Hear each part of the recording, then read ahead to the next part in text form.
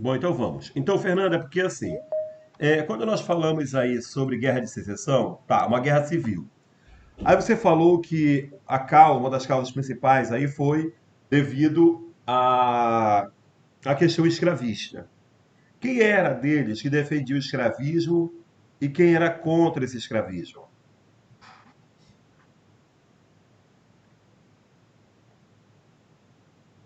Gurgel? É, eu não coloquei isso daqui aqui, mas pelo que eu li na minha pesquisa, Abraham Lincoln apoiava é, e Dos dois estados, na verdade, você lembra? Porque o grupo do norte, que era a União, e o sul, que eram os confederados. Qual deles você lembra quem era que defendia a escravidão e quem era contra a escravidão? Norte e sim, sul? Hã? o grupo do norte defendia e o grupo do sul era contra a escravidão. Alguém discorda? Posso comentar o que eu Beatriz discorda. Beatriz, Eu? comente. Eu Beatriz. posso. É, o grupo do norte, eles eram quem era contra a escravidão, porque eram conflitos de interesses. Os nordistas, eles queriam um desenvolvimento econômico e industrial, e os sulistas, eles queriam continuar com a produção agrícola com mão de obra escrava, que Isso. dividia. Fernanda, Gurgel, tá certo a resposta lá. Só agora nesse comentário que você inverteu, tá ok? Então, é o que tá certa a resposta da Fernanda Gugel. Aí na questão 2, que foi a guerra civil, né, e os motivos, a briga ali pelo. Um queria abolir a escravidão e o outro queria a escravidão. Então, dentro disso, né, aí o que nós colocamos, que falou a Bia agora, né, é,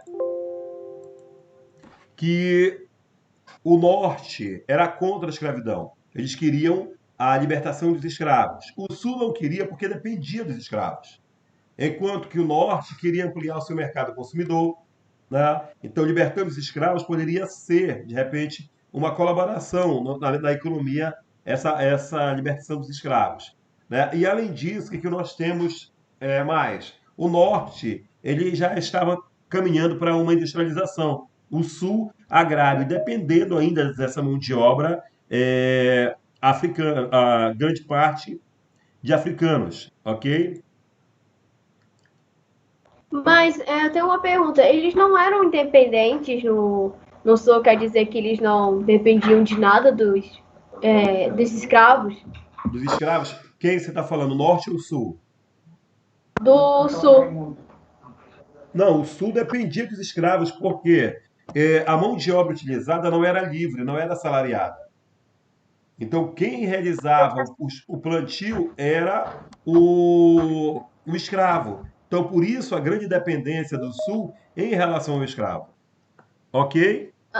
Ok, entendi. Obrigado. Ok. Então, vamos para 3, tá? Na 3, eu chamo aí a Amanda, por favor. Oi, tá me ouvindo?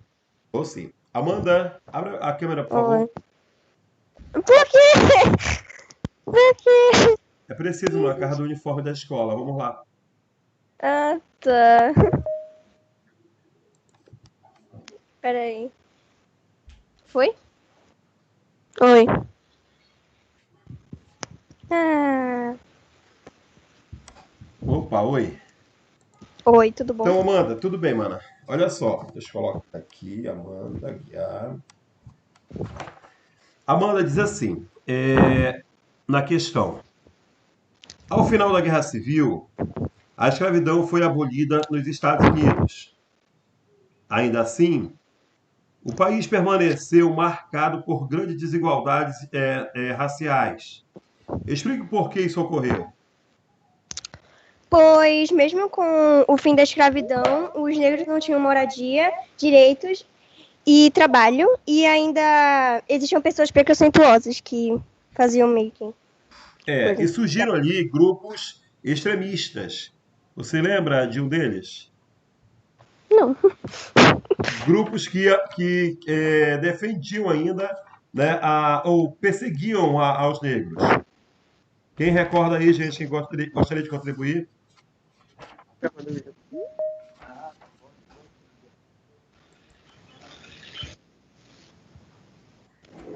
Lembram do Ah, KKK? Ku Klux Klan. Isso, tá? Nada. Então vamos lá na página 75 agora. Então vamos lá. Paulino, por favor.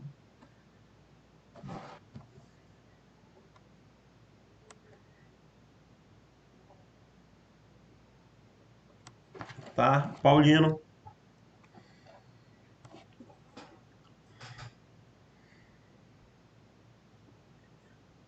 Ana Clara Paulino, não? Então vamos lá.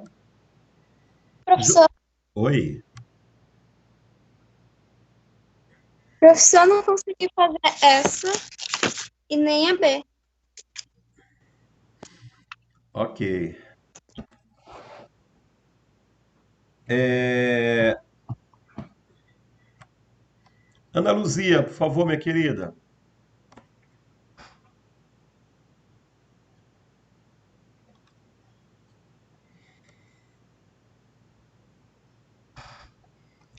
Ana Luzia.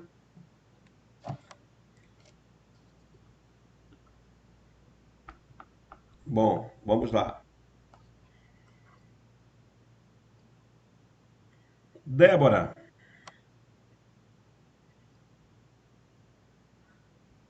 Débora. Professor, eu não consegui fazer S nem a B também. Professor, aqui não pode responder? Pode. Uhul. Eu preciso ligar a câmera? Por favor. Tá bom, peraí. Vou colocar logo.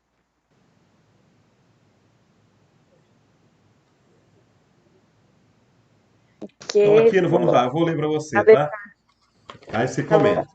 Há um texto em cima e diz assim: o relato ajuda a perceber a cisão que existia na sociedade norte-americana antes da Guerra Civil. Justifique essa ideia com elementos do texto. Eu tá. Para uma pessoa negra livre poder viajar pelas regiões escravocratas, ela precisava ter um documento que dizia que ela não era uma escrava. Era um dos pontos que demonstrava a diferença entre o norte e o sul. Exatamente. Isso é bem, Antes da Guerra Civil. é um destaque grande, né, sobre isso. Mostrando aí que o livre trânsito, pelo menos se fosse negro, né? Porque como é que tu vai saber se é escravo ou não? Se está fugido ou não? Né? Então fica muito claro aí a presença dessa, dessa controvérsia, né? Que um lado permitia e o outro condenava a escravidão. Bom, letra B. Quem gostaria, por favor? Deixa eu chamar alguém Eu posso. aqui. Pode falar, Bia, pode falar. No início do trecho selecionado, é, Nortup, é isso, né? Afirma que viajaria para um estado escravocrata. A que região dos Estados Unidos ele faz referência? A sul, pois ela era que ainda dependia da mão de obra escrava. Isso, que defendia e dependia. Sim,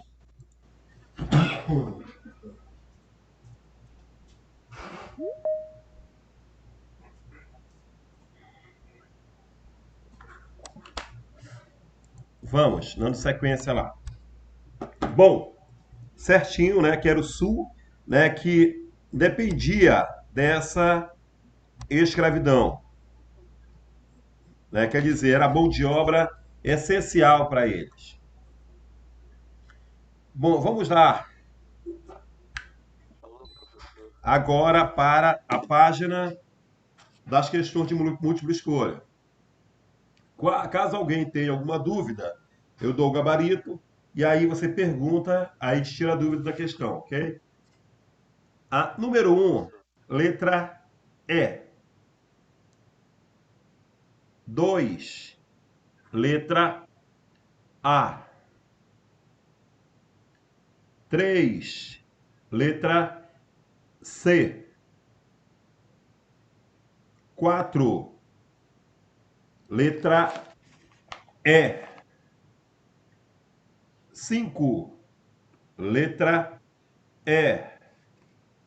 6, B. 7, D. Ok?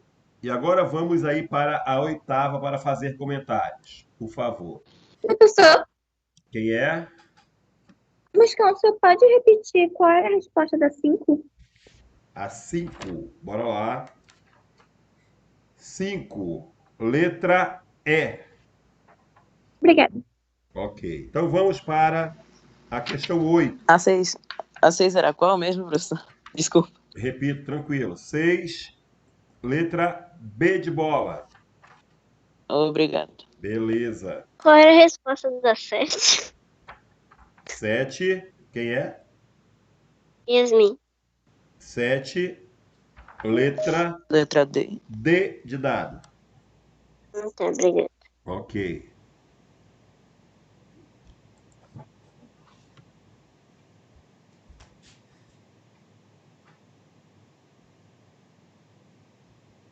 Bom, continuando, bora lá.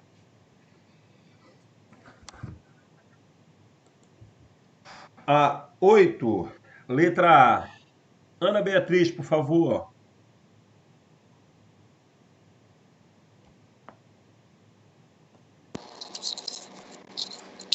Oi, professor. Oi, Bia, tudo bem? Então, bora colocar. Letra A, né? Isso, eu vou ler e você comenta ela, tá? Tá. Então, diz assim: as ideias defendidas por Paine no fragmento expressam algumas das propostas do iluminismo. Que tipo de proposta iluminista pode ser identificada nesse trecho? Eu coloquei a igualdade de direitos. Quando ele cita, quando os direitos estão seguros, a propriedade, consequentemente, também está segura. Logo, eles precisavam de segurança. Uma também a propriedade, né? A propriedade de cada um é o fator. E o outro seria, né, que todos fossem iguais perante a lei, pelo menos. Né? É um dos princípios Tá bom. defendidos. Corretinho, O bem. senhor pode repetir, por favor, que eu me perdi toda? Quem foi que se perdeu? Eu, a Maria. A Maria Eduarda. A Felizardo, né? Você está falando agora da questão da Bia? Sim. É porque assim, ele pergunta no texto, né, o que fica evidente sobre as ideias iluministas. Né? Então, mostra aí, a defesa da propriedade. O outro, que todos devem ser iguais, né, perante a lei. Ok? Durante Professor, a aqui lei. no. Perante a lei. Posso ler as minhas? Pode sim, a Beatriz, né? Uhum. Pode ler. A primeira é a crítica aos privilégios aristocráticos e a defesa da igualdade entre seres humanos. A segunda é a defesa da propriedade e a terceira é a defesa dos direitos naturais dos seres humanos. Isso. Que fica evidente ali até a proposta do John Locke, né? Que era uma proposta de John Locke. Certinho, Bia. Na B, quem responde é Ana Luísa, por favor. Ou Ana Tereza.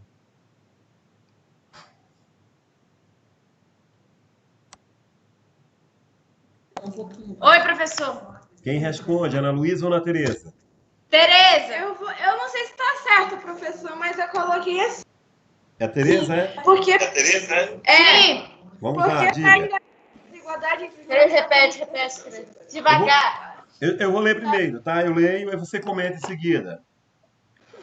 Porque Paine afirma que a desigualdade entre os membros da comunidade oferece riscos para a paz. Porque não é natural acreditar que a propriedade está segura sob a garantia de uma sociedade injusta em seus direitos pela influência. Certinho, é isso mesmo, tá certo. Tá Ai, certo, meu Deus, eu peguei do texto e resumi. tá certo, tá? Então, isso aí está bem claro no texto, né? Se observar no texto, né, ele afirma aí que a desigualdade provoca indignação, né, e vai gerar tumultos também.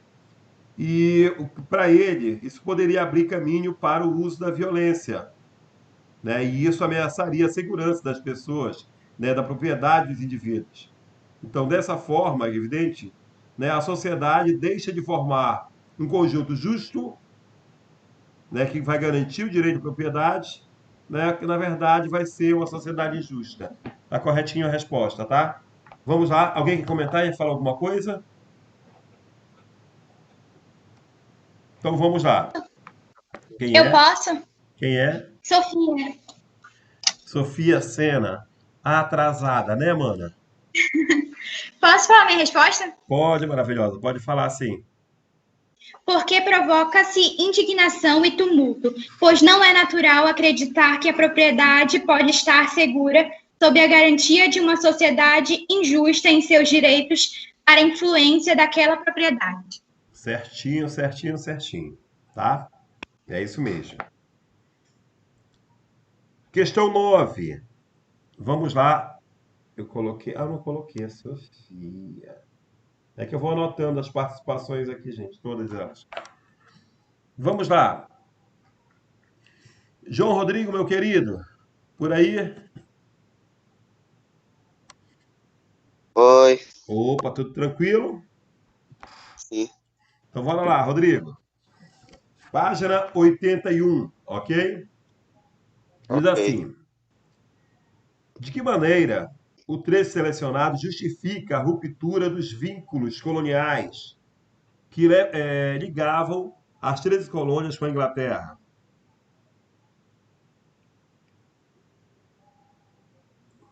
Professor, essa atividade era para fazer? É o quê? A atividade era para fazer? Aí Essa já 81? era para estar pronta, João. Ah, Porque nós já tínhamos começado a correção na aula passada. Ok, então ah. vamos lá com. Então, professor, essa atividade vai ser corrigida quando voltar às aulas ou vai ser corrigida aqui? Que É, eu não fiz. é porque por aqui, eu já falei isso na aula passada, já estou tomando nota das participações. Isso já vale pontuação para mim também. Ah, Por isso, quando cada um responde, eu estou anotando aqui o nome de cada um. Quem responde, quem não responde, eu coloco observação ao lado. Só Entendeu? posso responder? Quem é a Bia? Uhum. Então, Aquino, vamos lá. Pode ler.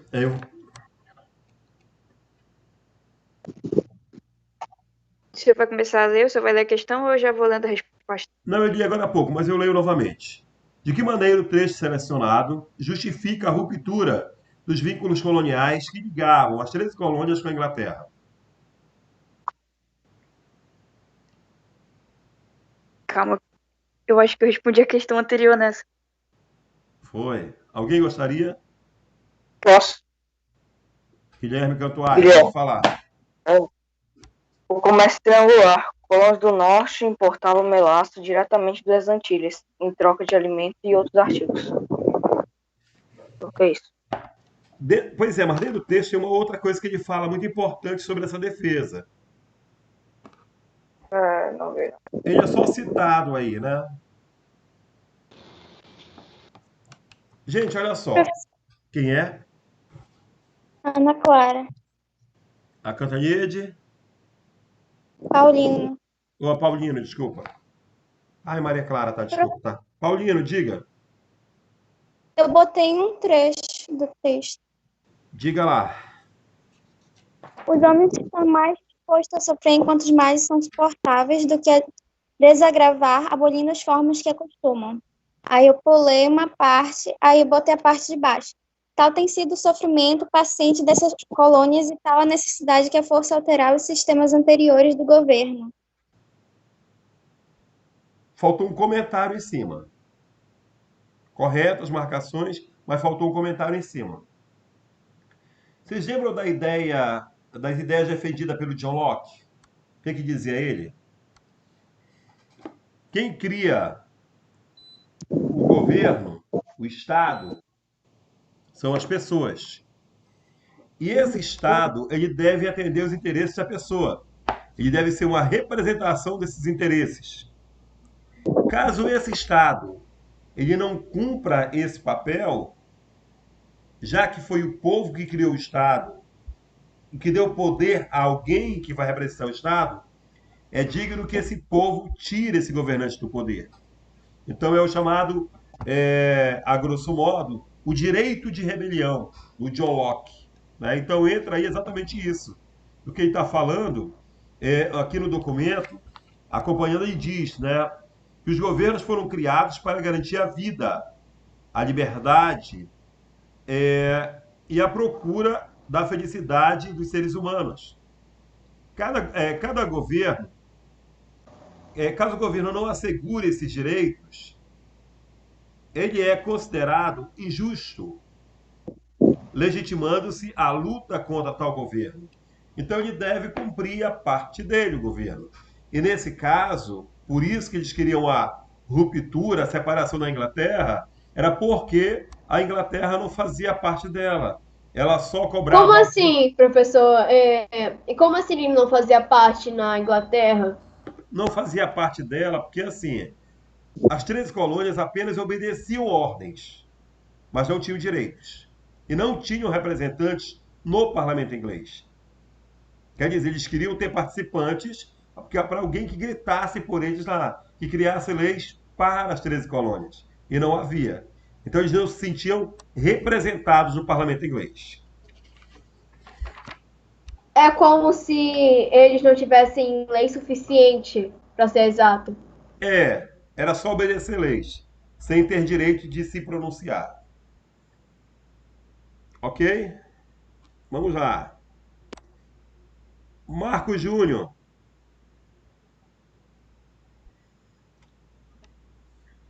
Vamos, Marcos. Professor, qual é a página? Página 81, Léo. É 81. 81, letra B, Léo.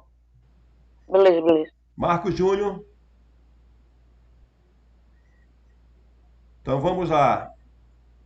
Igor, tá por aí, Igor?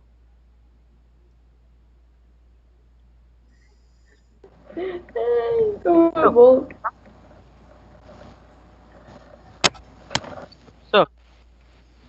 Ok. Professor? Igor, é o seguinte. Letra B, tá? Diz assim. O documento destaca que ocorreu uma série de abusos e usurpações que provocaram o despotismo absoluto nas colônias. Com base no que você aprendeu neste capítulo, com quais acontecimentos é possível relacionar essas críticas? Justifique sua resposta. Desculpa, mas essa questão foi a única que eu respondi.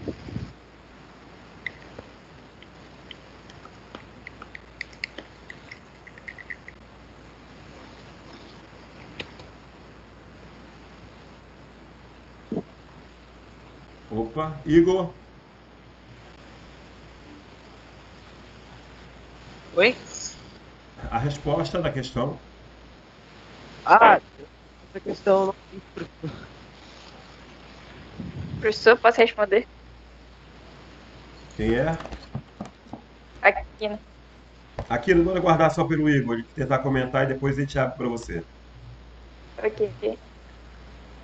Igor? Ele disse que não fez a questão, professor. Ok. Bia? Posso responder? Pode. Ok. É possível relacionar esses abusos às usurpações com as reformas administrativas parlamentadas pela Inglaterra e com os aumentos de impostos a partir dos meados do século XVIII. Então, bora lá. É possível... Você pode ler de novo, por favor? É possível relacionar esses abusos e usurpações com as reformas administrativas implementadas pela Inglaterra e com os aumentos de impostos a partir dos meados do século XVIII. Isso, exatamente isso. Né? Isso aí acabou desagradando os colonos e que levou uma crise, né, com a Inglaterra, uma crise de governo, né, que levou inclusive a um processo, né, de ruptura entre eles. Correto, Aquino, muito obrigado, mano.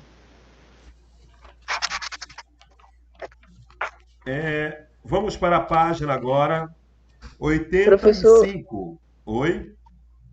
Professor, eu posso responder? Porque eu não conseguia ligar minha câmera e nem meu microfone. Desapareceu o negócio de coisar. Foi o Marcos Júnior? Sim. Tudo bem, Marcos? Tudo. Cadê a Professor, Lohana? eu posso responder a primeira questão do 85? Já, Léo. A Lohana já está dormindo, Marcos? Poxa. Acorda? Não, tá acordada. Ah, sim, já dizia, acorda essa moleque. Abraço nela, abraço em vocês. Daqui a pouco te chamo de novo, tá, Marcos? Tá. Então, Léo, vamos lá, Léo. Léo diz o seguinte: descreva a composição da sociedade da França às vésperas da Revolução Francesa. Posso falar? Fique à vontade.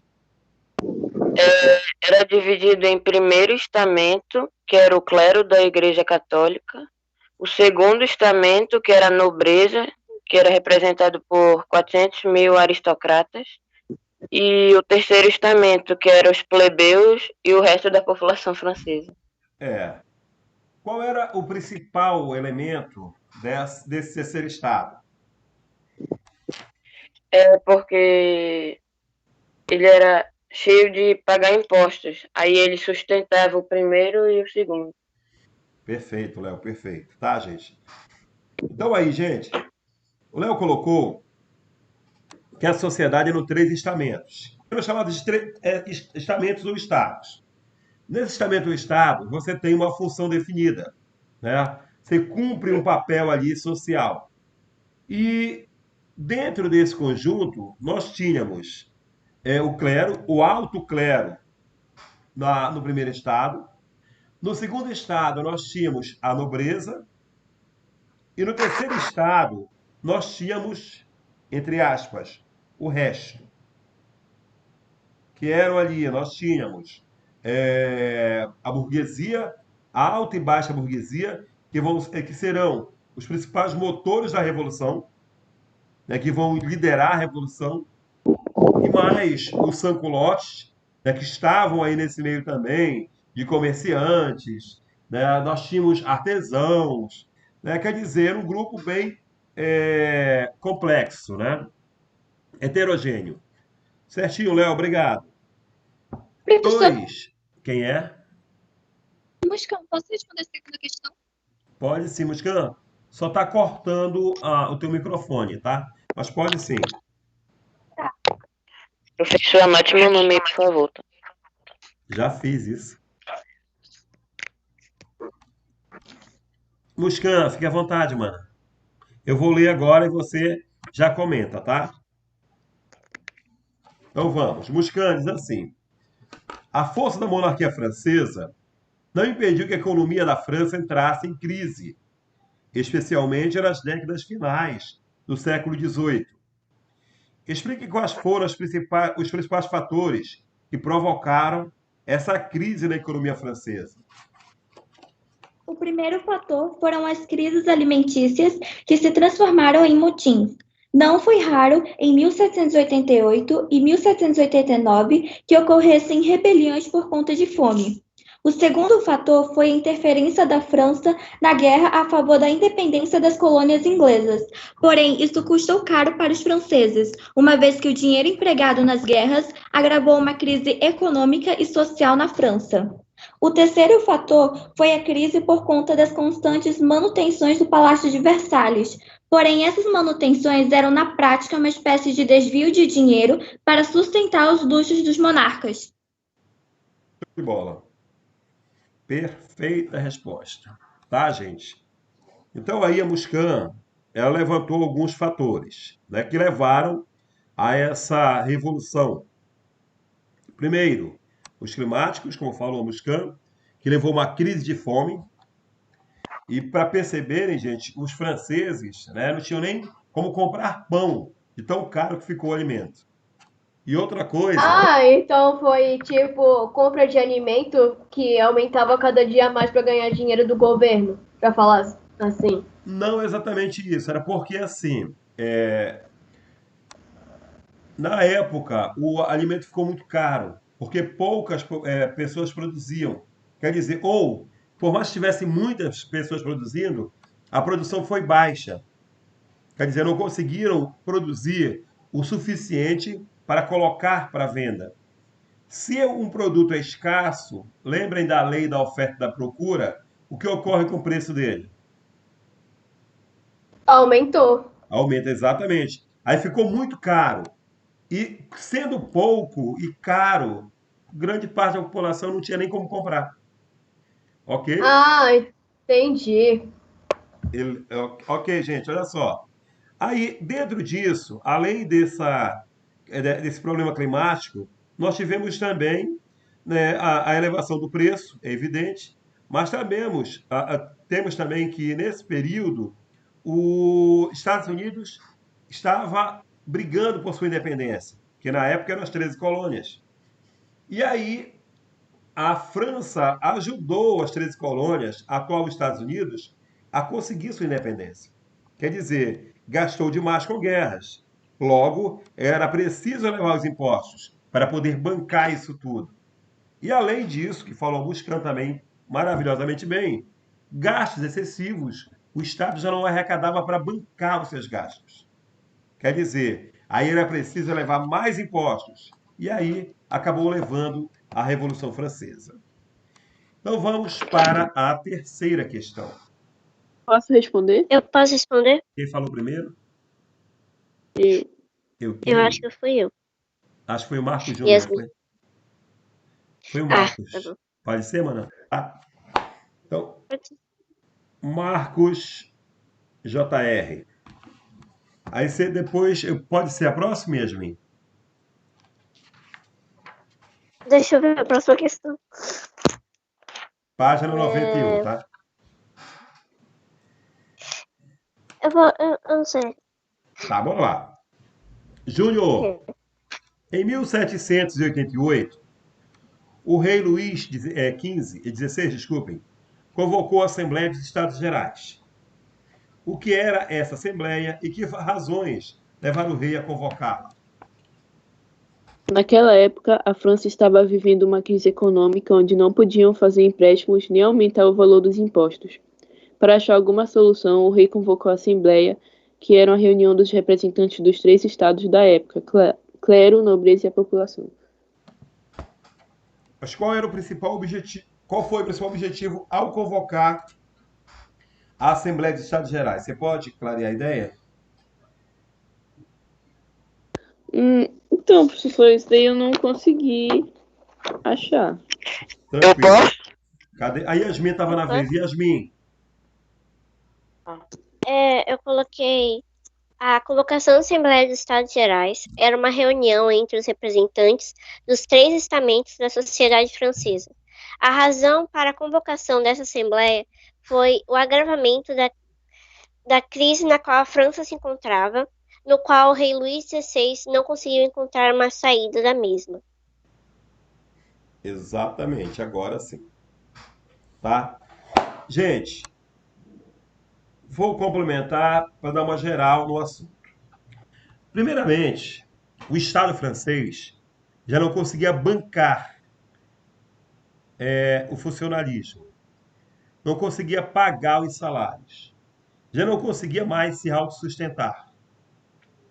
Como resultado disso, foi convocada primeiro a chamada Assembleia dos Notáveis. As pessoas mais influentes, próximas ao rei, quando foi convocada a Assembleia dos Notáveis, a proposta dela foi, através, né, do ministro, chamou e disse, gente, olha só, até hoje, primeiro e segundo estados estavam isentos de impostos. Só que agora nós precisamos desses impostos. Ou seja, a nossa proposta, enquanto governo, é que os impostos sejam estendidos ao primeiro e segundo estado. Aí, gente, complicou o negócio. Por qual motivo? Quando você mexe para baixo do povo, sem nenhum problema. Agora, quando você mexe para cima com os mais ricos, consequentemente você vai ter alguma retaliação. Aí o primeiro e segundo estado se sentiram ultrajados, não concordaram. E aí eles pressionaram o rei. Por qual motivo eles pressionaram o rei? Né? Porque eles não queriam pagar os impostos. E a Assembleia de Estados Gerais, que era a reunião do primeiro, segundo e terceiro estado, ele tinha poder deliberativo, ou seja, poder de criar leis, de propor leis, ou de aprovar leis. E ele não se reunia desde 1614. Olha aí, mais de um século e meio. E ele convocou por conta da pressão do primeiro e segundo estado. Qual era a estratégia do primeiro e segundo? Usar o terceiro estado na votação.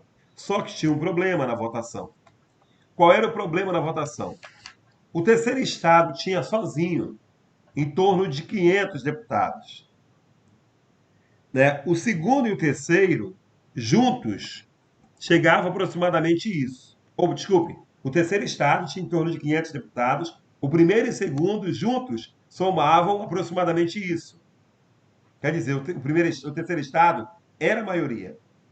Só que o voto não era por cabeça, não era individual, era por estado. Primeiro estado, um voto. Segundo estado, outro voto. Terceiro estado, outro voto. Então, eram no máximo ali 3 votos. E, primeiro estado, concorda em pagar impostos? Não. Segundo estado, concorda em pagar impostos? Não. Terceiro estado, não interessa. Por que não interessa? Já era voto vencido. Né? Quer dizer, o primeiro e segundo estado já decidiam, porque já era 2 contra 1.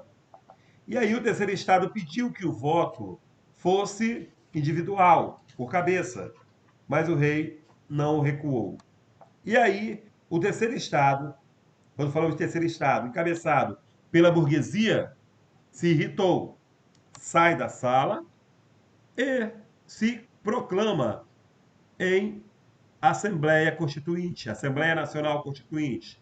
Qual é a função de uma Assembleia Nacional Constituinte? Criar leis, criar uma Constituição. Ok? E aí começa o que vai ser a Revolução Francesa, com a tomada da Bastilha, uma prisão de presos políticos, em 14 de agosto, de julho, não lembro agora, de julho. Né? 14 de julho. Oi? 14 de julho. 14 de julho. De 1789. Obrigado, Léo. Foi o Léo, né? Foi. Bom, vamos agora para a página 91. Vamos lá. Página 91. Roberta, por favor.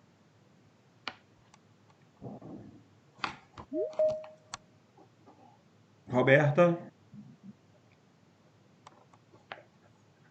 Professor, eu posso responder depois, por favor? Ok. Vamos lá. Vamos agora para Ian Felipe, por favor. Ian Felipe.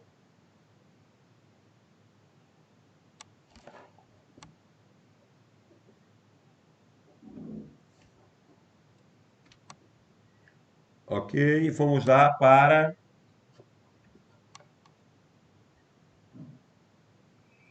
Pedro Rosas, por favor.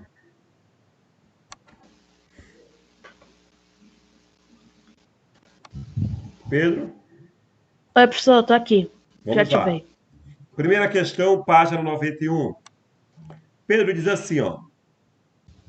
Em 1791, foi criada a primeira Assembleia Legislativa da França. Explique como isso ocorreu e aponte qual foi a importância desse processo para a história francesa. Antes do... Rapidinho, só um minuto. Antes do Pedro comentar, só uma distinção, tá, gente? Primeiramente, eu falei em Assembleia Constituinte. E agora nós falamos de Assembleia Legislativa. Há diferença entre elas? Há.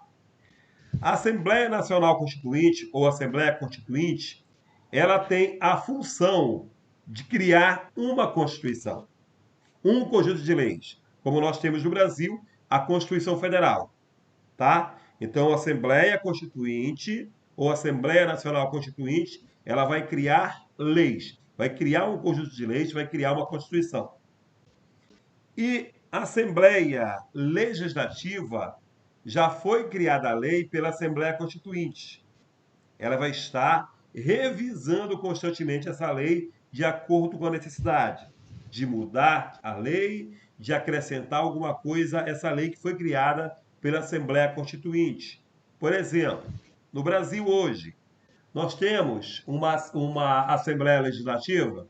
Temos. Aqui no município nós temos, para o município, a Câmara Municipal, para o Estado, a Assembleia Legislativa, né, que ela tem a função de reavaliar, reinterpretar as leis quando necessário e de fazer cumpri-la. Claro que com o apoio do nosso presidente, dos nossos governadores, prefeitos e tudo mais. Vamos lá, Pedro, diga agora, por favor. Então, eu não lembro como isso ocorreu, mas eu lembro qual foi a importância.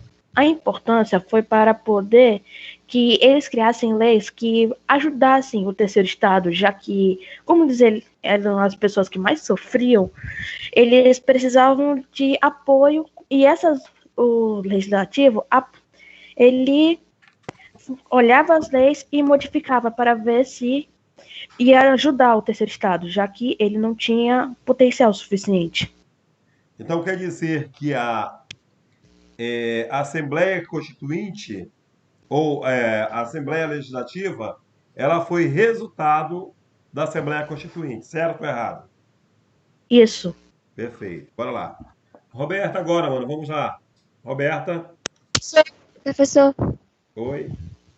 Porque já são 11h55 e a gente tem aula de geografia depois. Tá bom, só deixa eu fechar com a Roberta. Roberta, vamos lá.